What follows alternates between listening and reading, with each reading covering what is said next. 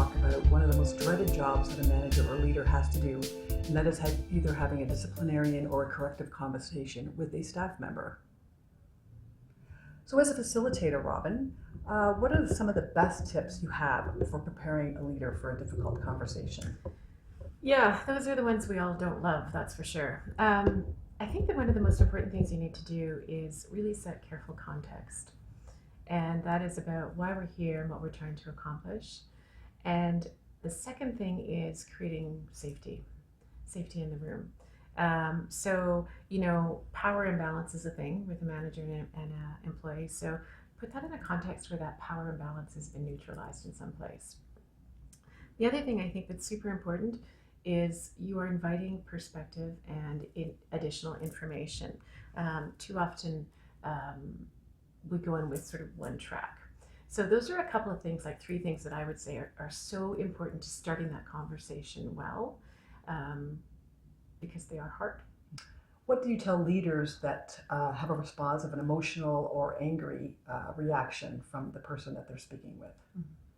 Honestly, they should expect it, right? Nobody gets feedback that's negative and loves it. Mm-hmm. So you should expect people to be having an emotional response to that, because that is frankly how our brains are wired. That's how we're wired. So the important thing is to receive it, to ask for it and to receive it. Leaders can help manage how that comes by asking open-ended questions that sound like this, that say, what didn't you like about that? Or what are you worried about? Or what do you disagree with? And asking for the emotional response, and then they can get that in a way where they get useful information from it. When we say something just like, how do you feel? You're going to get a barrage. Mm-hmm. But if you ask a more specific question, you get really useful information that can help manage that negative feedback. But it will happen, and you should be prepared for that. What if a leader learns new information during the course of the conversation that changes their perception of the situation? Oh my gosh, I hope they learn something new. That is the whole point of the conversation, right? When we open up a conversation to a room as a facilitator, that's what we're looking for, is new information. Because no one person ever has the entire perspective of a situation. So again, when they hear that new information, receive it well, thank somebody for it, and probe more deeply about it. Oh, and tell me more about that, and what else can you say about that? And then the leader is leading from that position of humility that way, and that really helps to neutralize the tensions or the difficulties that might have been attached to that conversation. What are some of the most dreaded conversations that a leader may encounter, and how do you advise them? Yeah, performance reviews. Performance reviews are probably the worst, especially if they're not amazing performance reviews, right?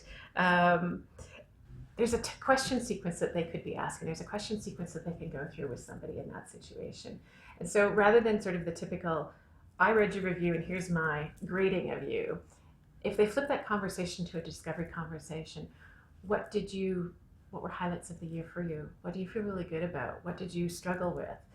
Where did you make progress? Where were you stuck? What help do you need?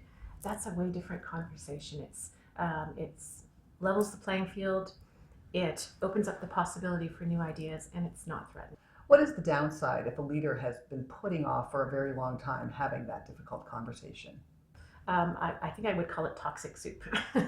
So when we avoid that stuff, we go from kind of an issue, when it escalates then to a person, then it escalates to us versus them. So you just move up this ladder of escalation when you avoid the situation. So putting off the situation is going to make it worse. And so it could potentially show up in a couple of ways. You start to get this polarization, or it goes underground and it comes out kind of in the edges. I call it seeping out around the edges in kind of a toxic soup, and it shows up in other ways. So it's uncomfortable, but it is much kinder to be clear and clarify those situations than it is to leave them murky. So once the conversation has been had, what are some of the next best steps to take so that you get a great outcome? Be really clear on what is concluded. We often get to the end of those and we're just so relieved that they're done, it's like we forget to be specific about wrapping them up. So be really clear about what you did decide, what you did agree on, the next step, who's going to do it by when and what it is. Write those down and even sign them off. Yeah, I think that this is what we said. You think this is what we said. We agree that this is what we said, and write it off, because it is a tension-fraught conversation. So that clarity at the end can avoid sort of a re-escalation later. Thanks again for joining us today, Robin, and watch for future conversations with Robin Parsons on facilitation.